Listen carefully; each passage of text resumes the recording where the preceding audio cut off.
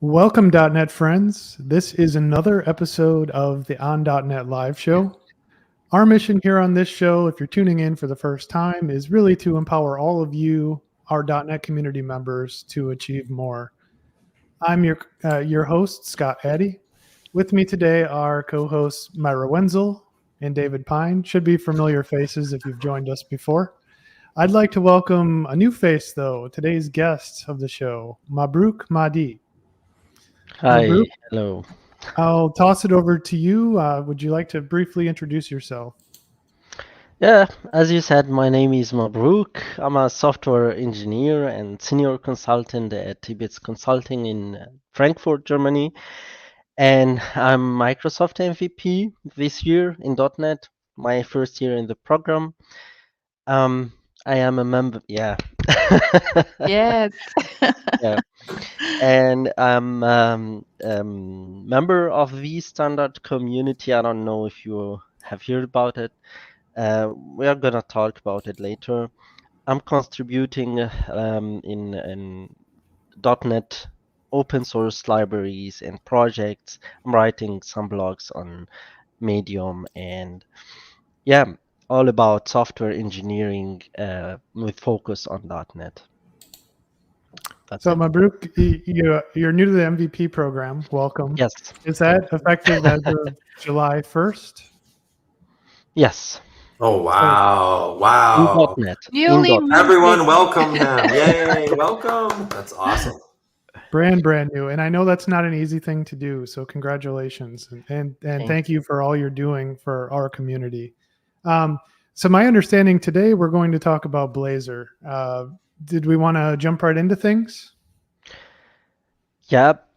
Blazor is something that I love. Blazor is when Blazor came to us, C# developer, it was like big surprise because I know many engineers like me, they have pain from JavaScript. And I like the concept of coding components with writing C#. And also Blazor is amazing for enterprise context because it allows developers to code with C# with and use their skills they have already with C# and it can work smoothly, interact smoothly with .NET ecosystem and ensures quality, security, and scalability of the applications. I just wanted to say that I really appreciate the graphics that you have here in your slides. Like, I'm always a stickler for that sort of thing, and those are beautiful. So kudos. Thank you. Yeah, all Microsoft stuffs. So I want to talk a little bit about the standard community. We are a group of people from around the world. We are trying to write software for humans, not only for machines. And we tried. Hassan is the big head, I can say, from the standard, who founded the standard in 2021, and we are trying now to bring it to the world, to the developers, not only .NET developers, all developers. It's a set of principles, a set of experiences that we can bring to our projects.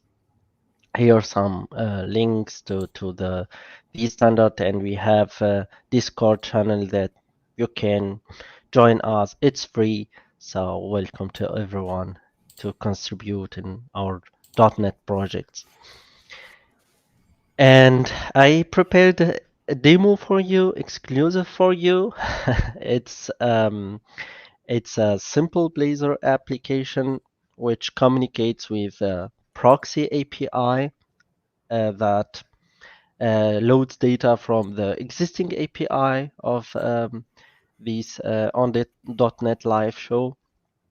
And I implemented a API broker, which is basically takes the data, loads the data from the API, and don't do any business logic stuffs. It just plays the role like broker between my software and the external world.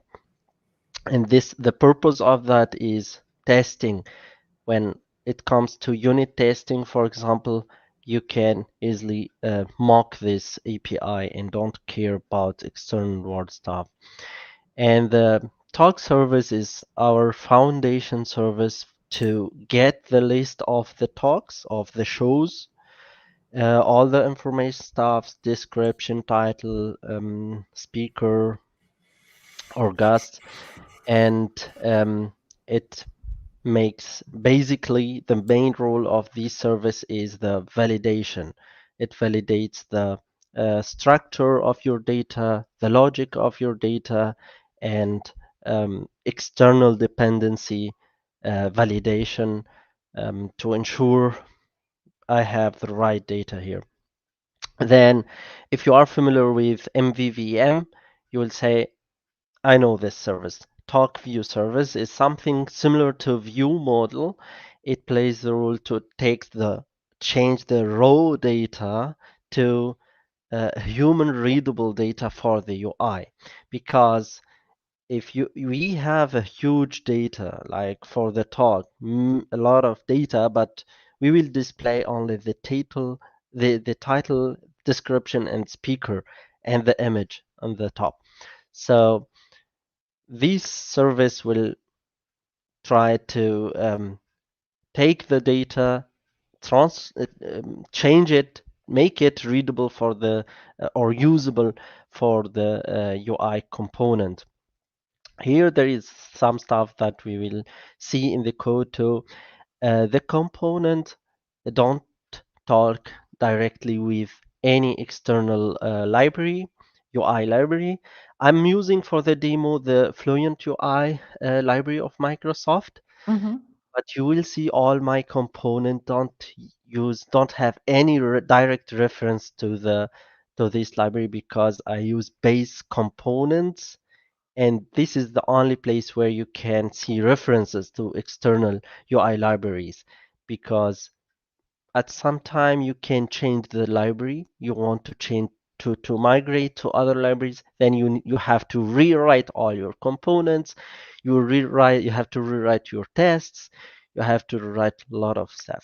So this is a big these components, as you know, they are razor components. They are not routable, so they don't have roots. They can be used anywhere in your Blazor applications, and we will use this component in one page. We have only talks page in this demo. So if you are interested, like people who are watching us now, this is the repo. You can find everything here.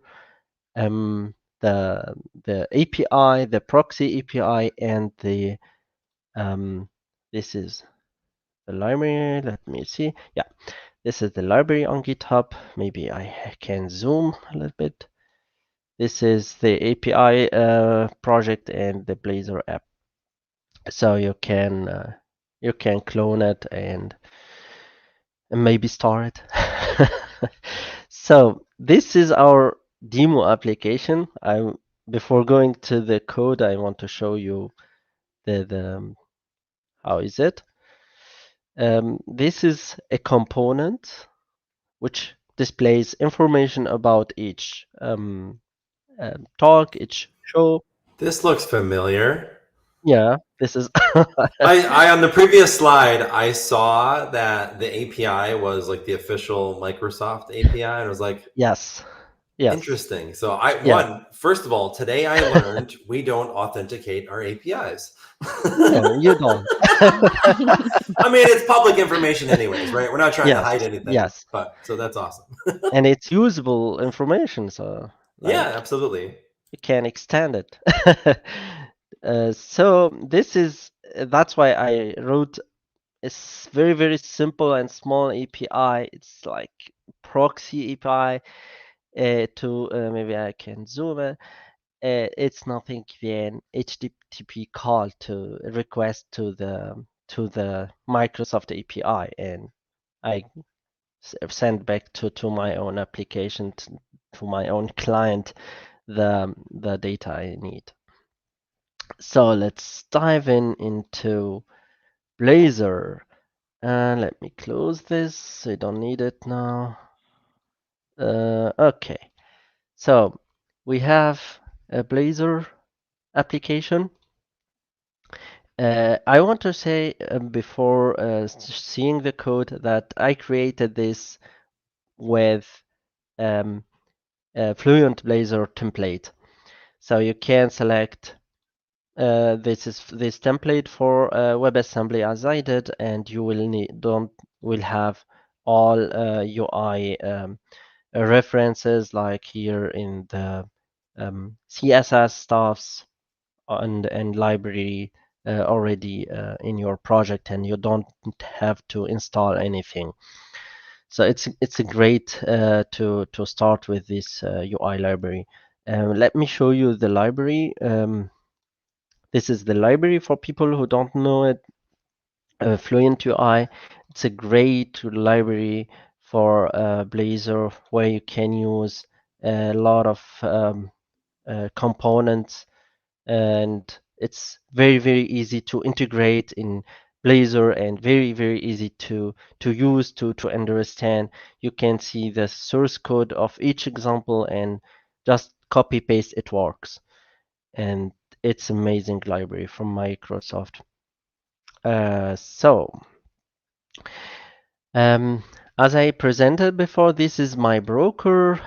The API broker is nothing than a call, and here you can see it, a call to my API,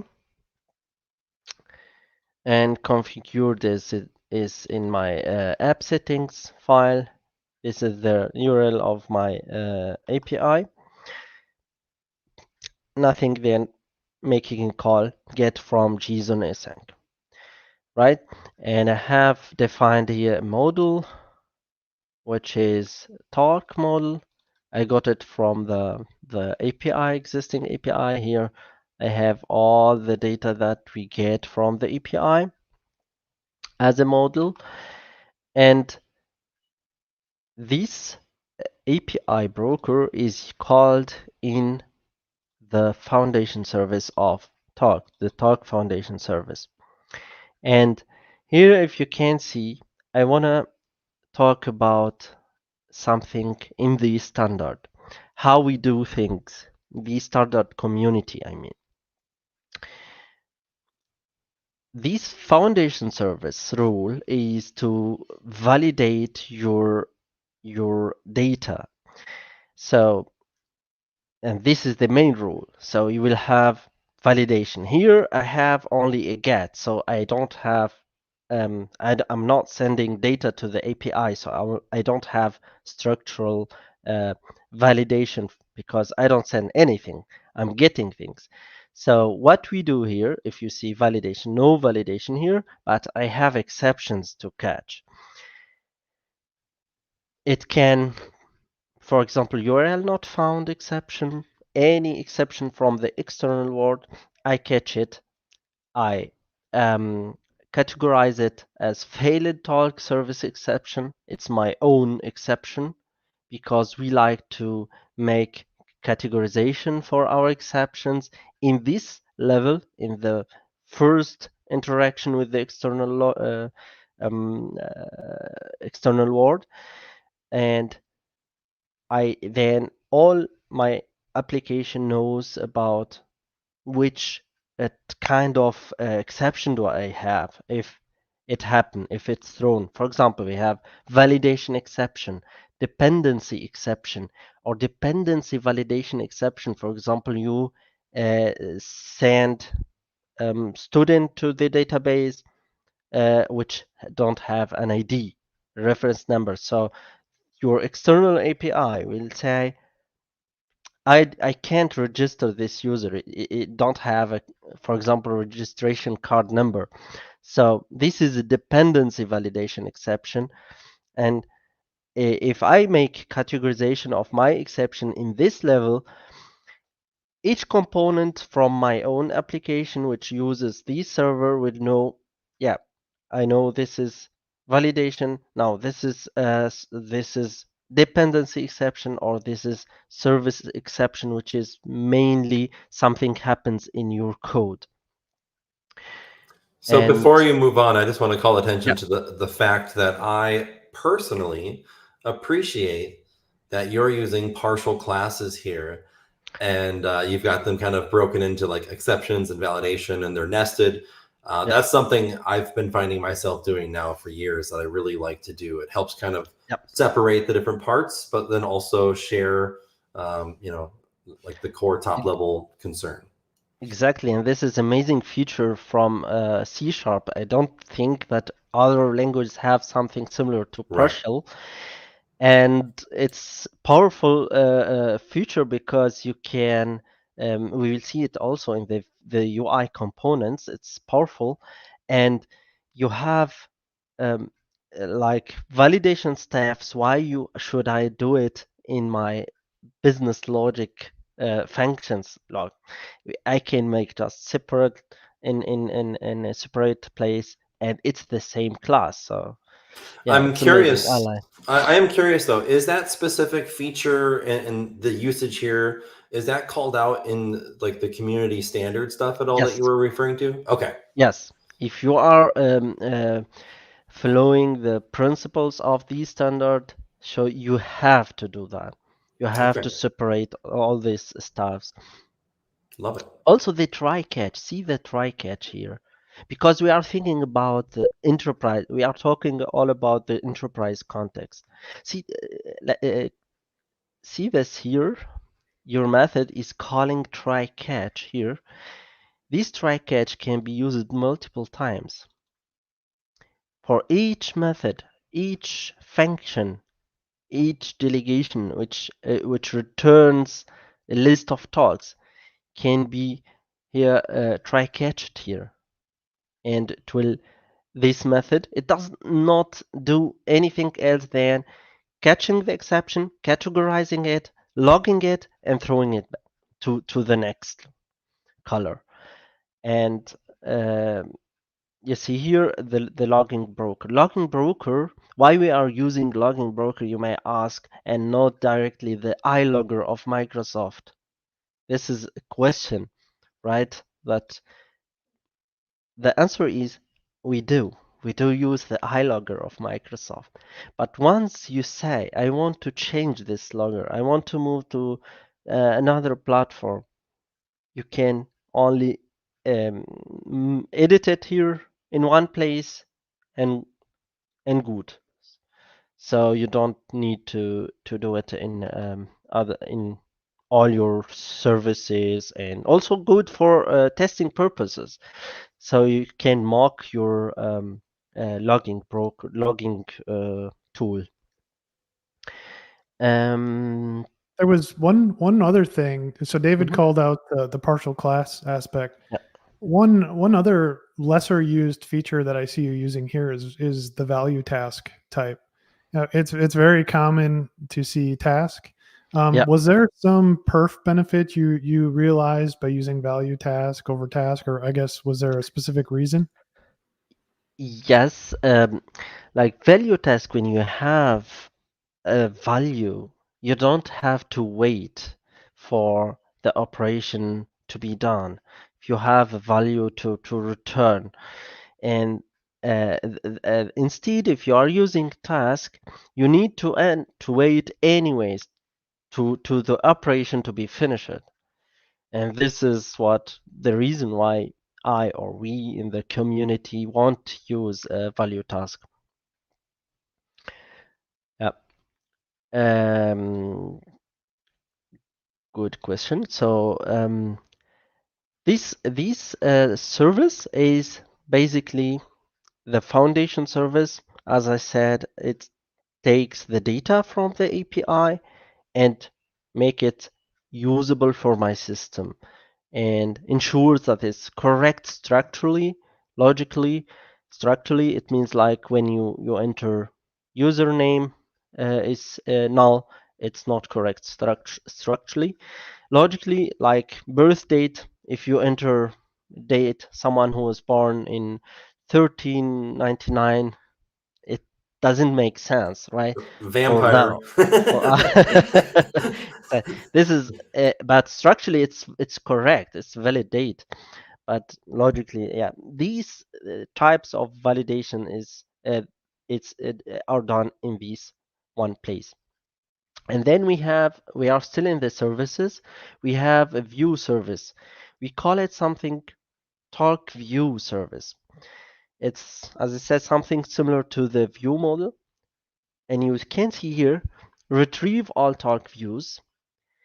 And now the model is changed. We have another model. We are not returning as in the service here, a talk object, a talk class. We have another class. And why? The reason is here we have only the data that we need for our UI. I don't care about what my API gives me back. I care about what I need for my UI. And this is actually what does a view service mean. All right. So in some place we need to map from the talk to the talk view, and this is where we do this. We implement our talk view service. Let me make this to see. It's implementing a talk view service. We retrieve the talks from the API. Before returning it, we map it to the talk view, and look at this. Here we have, if talk has a display title, we show the display title. But if not, I was seeing that in the model, the API returns something starts with on.NET Live. I don't want to show this here. Yeah. I don't want to show this. Some titles with on.NET, other without. So You're already. Oh, we lost Maira. we are waiting for you. Yeah, maybe good for me. Maybe it's hard question. So this is where you can see my view logic. The view logic here don't care about the title in the data, in the raw data. It cares about the title which should be displayed. And we do it here. We map it here. For example, the guest name. Guest name, I need to access to guest lists from the model here. If you see what I get from the API is list of guests. In my case, I know in some cases are multiple guests, but for the demo reason, I just took the first guest, at least for my demo. Sure. For my case, and I take the name and split it because in my case, in my demo, in my show, there was some tags near to my in the same string of my name, something like Blazor and .NET, I think. So I had to split with new line code and take the first part, which is my name actually. So this is how we do things. We map it, and we map it from the UI, from the API data, API readable data to the human readable data. And this view service is used in the view. Let's go to the view and see something cool, which is the Razor component here. Razor component, as you can see the power of partial class here. You can write in C# your C# stuff here in the partial class, And what's this here? The Razor component is actually something doing magic, is a C# class doing some HTML magic, right? It's nothing else than that. So that's the reason why we can use partial class here. So this is my component, talk component, which is this one, this simple one, and it has a navigation service. I will talk about this later. Or let me go to the bigger one, the list. Yeah, it's better to talk first about the list because this is the list of our talks. It has it injects from the dependency injection our talk view service,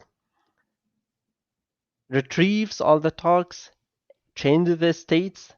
We will talk when we see the unit tests. We'll talk about what this state is and why we use it, only for testing reasons. And this is my component. This is my grid. I will talk just in some minutes about the base component. And look into iterations base component which does a for each. It's a for each loop that displays my talk component with the context which is talk view, nothing else. And this is the Skeleton component which displays the waiting thing like here when you are loading your database, this one. So let's focus on now in the base components. Why we have base components? Base components are basically the text box, the button, the card, grid, all those stuffs that we use from third-party libraries. For example, let's check base button or button base. It's nothing than Blazor Fluent button from the Fluent UI component, and it has some properties. These properties are the contract of my system, what my system needs from a button. We need a text, we need an on-click action, we need to check if or to set if this button is disabled or not. And we have some APIs for testing reason. If needed, we can use these APIs, this method to disable or enable our buttons. Are you doing here the same as you were doing with the data where you have like a layer an abstraction layer on top of it? It's exactly the same like API broker. It's something between the external world and my foundation service. Here, base component are the layer between the external UI and my components. The only place where you can see references to the external library, this one is here. And I do not use explicit usings for the reason to show you that's really the only place where I do reference to the component, to the external library is this here. Also for the layout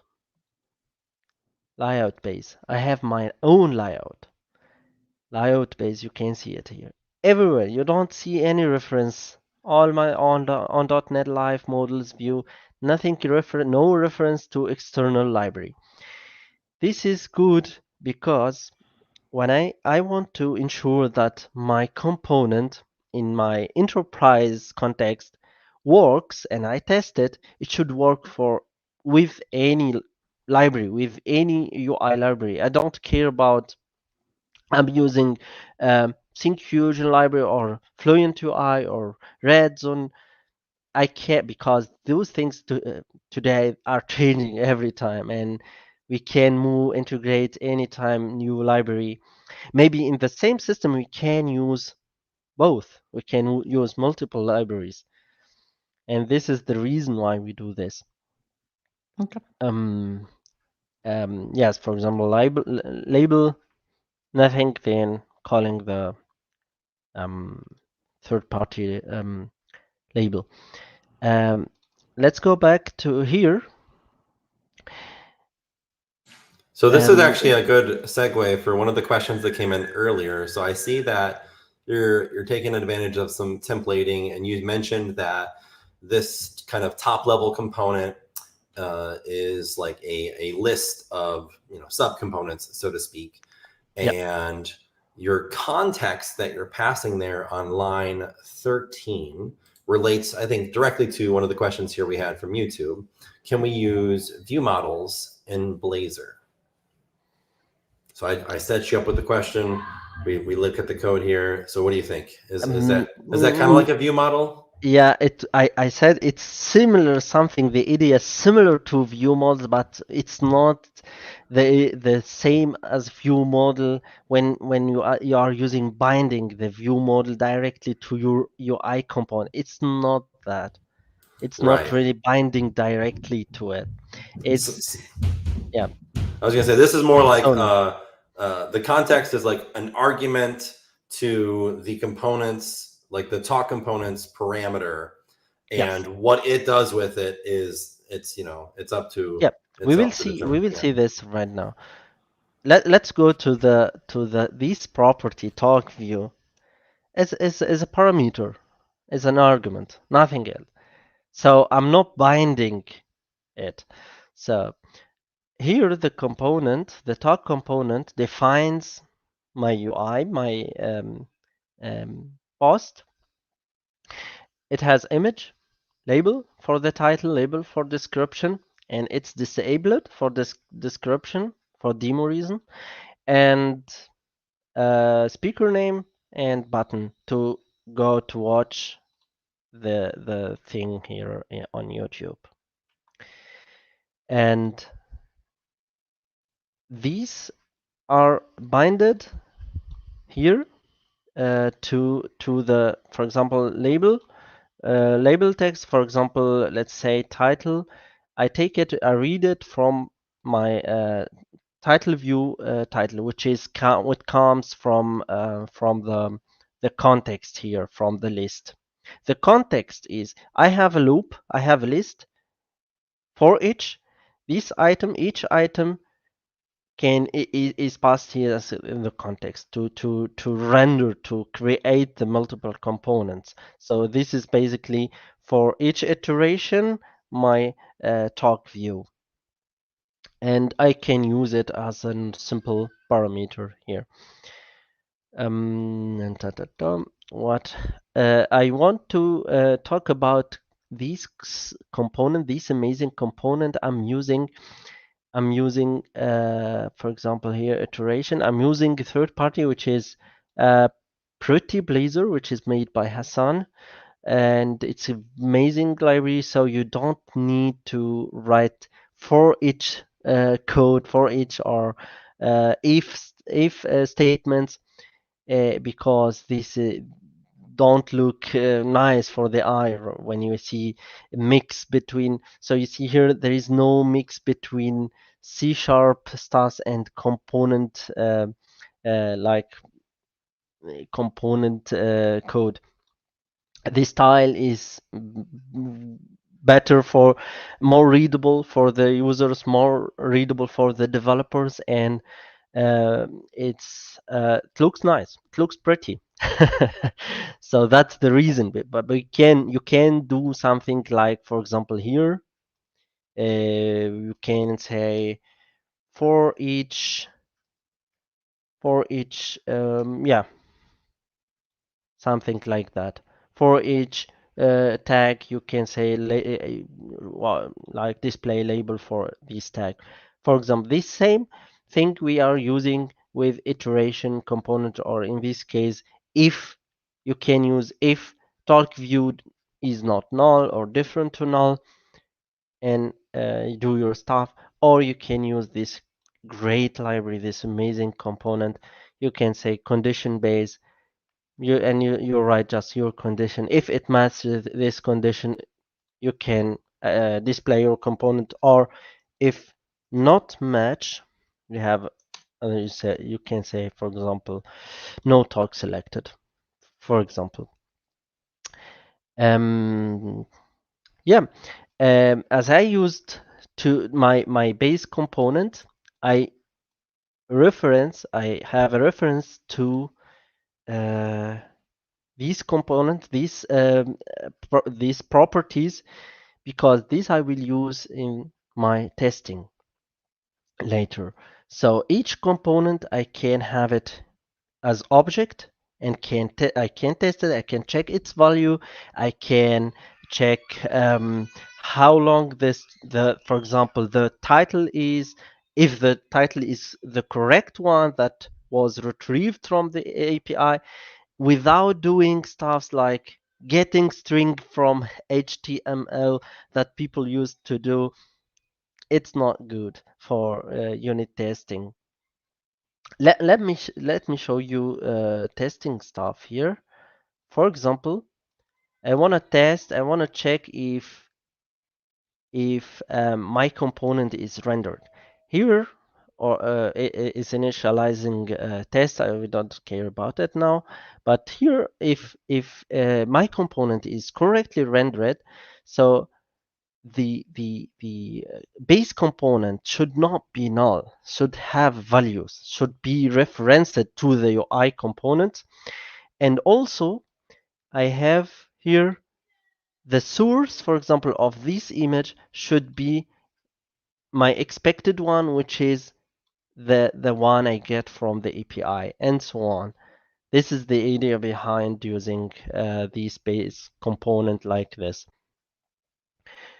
Yep. So let's go back to this. I want to show you the container component, the state component. It's something simple. Each component in general, like logically, have 3 states in Blazor. It's loading, it displays content, or have an error issue with rendering or initializing. So we have this container component and states component, which does nothing, then checks if the state is loading. It displays the loading fragment. It's displaying content, and so on. Error, it displays error fragment. And each component has a state. When we call initialized, I retrieve my data, everything works fine. I say, yes, now I have a content. This component will understand that the state is good, I have a content, and will display this one. If I am loading, it will display these skeleton components because it knows that the state is loading. I'm loading. I don't have a content yet.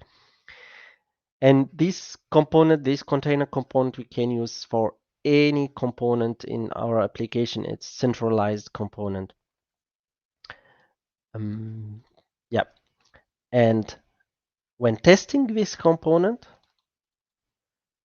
for example, here, I can check expected component. When initializing, I created an instance of my component.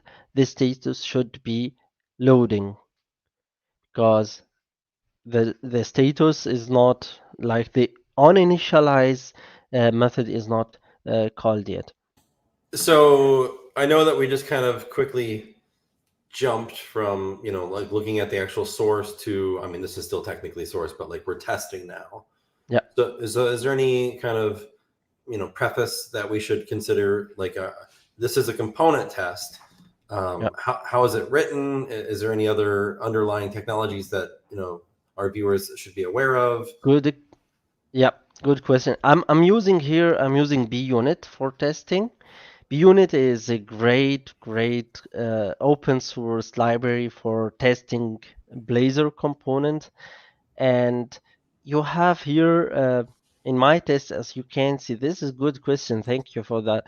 And in my test, I have it inherits from test context, which comes from the B unit, and this test test context allows me to render my components to like simulate I am doing Blazor stuff, what the Blazor application does. I can add my services to the container, to the dependency injection, and I can add my third-party library services, and I can also define the mode, how the JS runtime should be configured in my tests. And this is a very good point to know about testing Blazor components. And yeah, you can do anything you want with testing your component. For example, something special here. We want to test if when the user hits show on watch on YouTube, this functionality works. I created a random talk view because I don't really care about the meaning of data, if I have meaningful data or not. So random data. And my expected YouTube URL is the random one for my input talk view. I can render my component, and there is a cool feature from this library. I can send parameters to my parameters, and I can select which parameter. This talk view, it basically comes into this component and looks for parameters. Yes, I have this one, so you can send this as a parameter for this selected one. So you have your input talk view, you have your parameter configured, and you have your rendered talk component. And then you can test, you can just hit click with code with this function that we created in our base component. Imagine now you are using directly the Fluent UI library. How easy will be that? I don't know. But now for me it's easy. I can call my own API. And that's it. I verify that I have a navigation service. And I want to, at the end of my presentation, I want to talk about this navigation service. It's not something like directly related to Blazor. It's something general, but I want to talk about it. Why I did it like this. I want to show you why. Navigation service, which will open new tab in the browser. This is something that you cannot do it with the navigation manager directly. So you need to call JavaScript method. As I know, maybe we can do it, but I don't know. I don't know. I don't know a solution how to do it with default navigation manager from Blazor.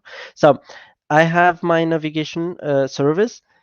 It calls the navigation. I am sure that I want to be sure. I want to verify this open new tab method called one time, and I want to run this test. When it's clicked, it should display. It should pass because the open new tab should be called with exactly the URL coming from the talk view instance. I don't know why it takes time. It's because we're watching. Yeah. Yeah. Since we're all watching and waiting for it, it seems to take forever. That's very common. Yeah. No, sometimes when you're streaming, like the machine gets bogged down when you're trying to run Visual Studio and streaming or at and the it same passes. It passes. So Awesome. it's a great. So if you see here, I'm using something called navigation service. It's my own service. I finished it with presenting about components and UI stuffs. If you have questions or something to extend to add about Blazor. But the important is, I want to say, is when we are thinking about enterprise context, is to write good components for readable components also for developers, because when you are working in a business, you are today here, but tomorrow you are not, maybe, and someone else, another developer comes and takes your code and wants to work on it. If you do like this magic stuff, like clean components, like with different layers, with standardized components, it will be easy to continue the good job. And yeah, and you see, yeah. No, I was just gonna say, I wanted to bring a discussion that was happening in YouTube, into the light Hmm. here, which I think it was good, because then it's like for all the folks that are watching, which is about how you can. I was mentioning how the .NET website, there are portions of it that are in Blazor. Some are in Razor. We still have some React components that we haven't converted yet. And so one thing that you can do is like if you have an existing project, you don't have to convert everything at the same time to go all in Blazor, right? You can get portions of it and start converting, if you want to take advantage, or if you want to do like um like a dry run, or like just test one part of your site and then like adopt as you go. So that's a good strategy that we adopted here, before we go all in. Yeah, I would say Yeah. that's more common than most people think, where you have an existing, since we're again focused on the enterprise style of development, it's very common to see I'll call it legacy, a legacy MVC or Razor Pages application out in the wild. For that engineering team to justify a complete rewrite in Blazor, I think that would be a tough sell. But if they could use something more modern like Blazor to, add the new functionality, it's a much easier sell, and it just works. For example, in my work, we are doing something cool. We are implementing. We have a software where we are using micro front ends, and we Mhm. have we when we are implementing new feature, new service, we are implementing actually new application with any front end technology we want, because it will be called an iframe in the main application, and we can move to new technologies, and Blazor is good for that. It's actually in Blazor. That's great. Yeah, I Yeah. was going to say, I mean, with the topic of micro front ends specifically as it relates to Blazor, we did a show on .NET Live last year. Actually, it was more than a year ago now, last June. So anyone who's curious and wants to check it out, the recordings are there. And that was with Florian, and it was a really, really great show. Cool. I wanted to here to talk about these um, navigation service. Yeah, navigation service. I have a navigation broker. Back to broker topic. Broker is something in your software that talks to third-party libraries. So in my navigation broker, navigate to any URL, open a new tab of, for any URL. You see here, I am using the native navigation manager of Blazor and the JS runtime interface to open a new tab.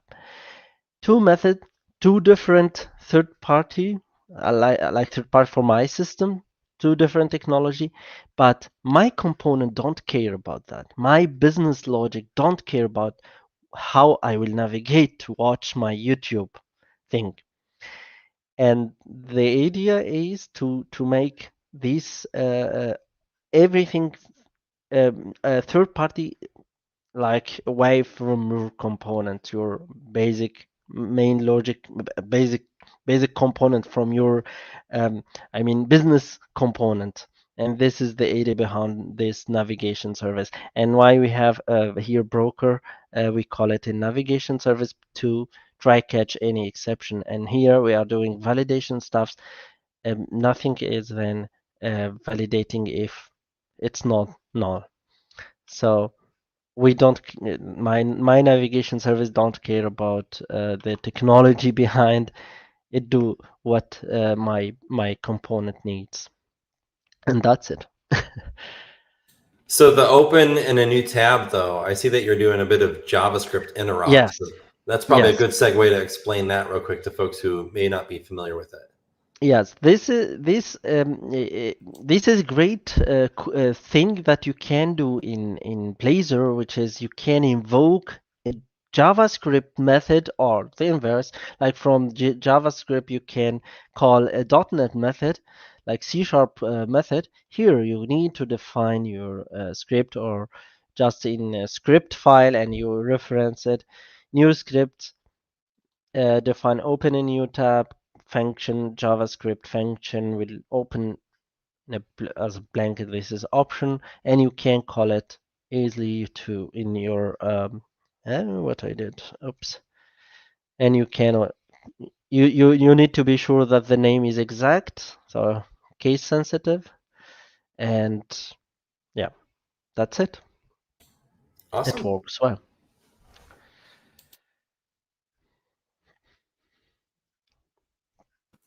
Yeah. Any question? Yeah. One thing I wanted to ask that we see here, if we could take a look at the CS proj file and show folks the packages that are being used in this app, just for reference later. Yeah. I'm using the library for UI components. It's Microsoft library, Fluent UI. It's a great library. I can recommend for all .NET developers. I'm using pretty Blazor for these loop things. Oh. Actually, this library, I didn't use it. It's also a library. It's a great library for implemented by us in the standard community. I love that. Yeah, maybe I can look for it on GitHub. It's in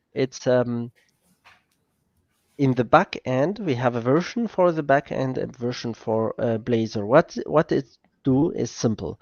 It takes the exceptions that happen in your control in your backend and make it meaningful for like what you get from entity framework is a code. Something don't mean anything. Sometimes you get a code error. I don't know, 1, 1, 2, 3. It takes this one and it knows that this exception means this thing and throws meaningful exception for you. And here in the client, it catches this exception and understands what this exception means, and you can do your stuff with. It's amazing. I think it's more than 100,000 downloads now. Oh, that's awesome. Yeah. I was going to share a little tip here real quick too. So if you just close the on.NET Live project that you have open right now, just close that, and then you close that one too. And then I noticed that you right clicked on the project in the Solution Explorer and did edit. You can actually just double click on the project. That's true. Yeah. So I didn't know if all of our viewers were aware of that or not. I know that when I learned it, I was like, oh my gosh, this saves so much time.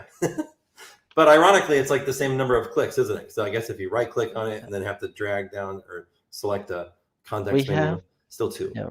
Nice. So talking about those options, those cool things, we still have 2 minutes. If you can see here, I want to show you something.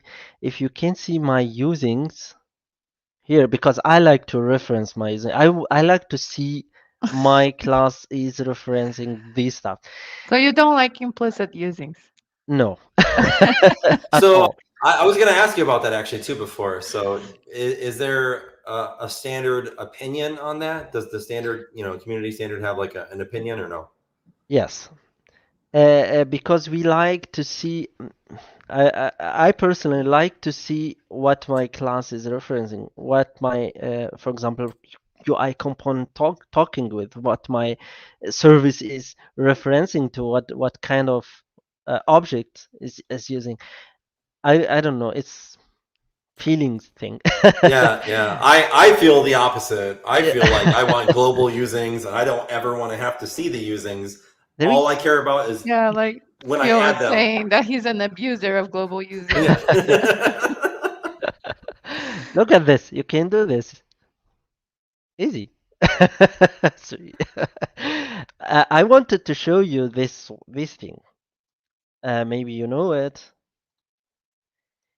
Uh, if you hit clean here, your using stuff is all the my using system using are all the time on the top.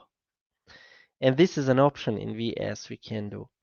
You can do it in option, I think somewhere in environment you can say place usings system using on the top. So when even you are using different usings here, for some reason you can hit clean up or here in the project clean up and it will be sorted for you. Yeah. Cool. I This is didn't know about yeah. that. Yeah, it's amazing feature. I like it. I love it because this is my system things and this third party and my own stuff here. That's another controversial area. I see a lot of debate over what's the proper ordering of using. Yeah, As long as we all agree that usings belong outside of the class, above the namespace, right? They don't belong nested inside. Oh my God. We agree to disagree. What, Scott? Come on. Are there any other questions we missed in the chat that we'd like to hit? I didn't see any. No, I I don't don't see think any so. either. Yeah. Okay. Well, why don't we Awesome. wrap up for today's show? Mabrouk, did you have any closing thoughts for the audience? No, I want to thank you all for having me today and for people who are showing watching us today. And yeah, maybe next Okay. time. Yes, thank you for joining us. Yeah, thank you. Thank you too. Yeah. Thanks for all the viewers out there. And as a reminder, you can check out recordings of other shows like this. Navigate to dot.net/live in your browser. And go check, We will go check return the actually repo. next week. Another Microsoft MVP will join us. Not Mabrouk, but he may return in the future. This time, Mark Miller will join us. And we'll talk about accelerating developer productivity using voice to write code. Tune in then. Hope to see everyone. Thanks again. Awesome. Bye, Bye. friends. Bye bye.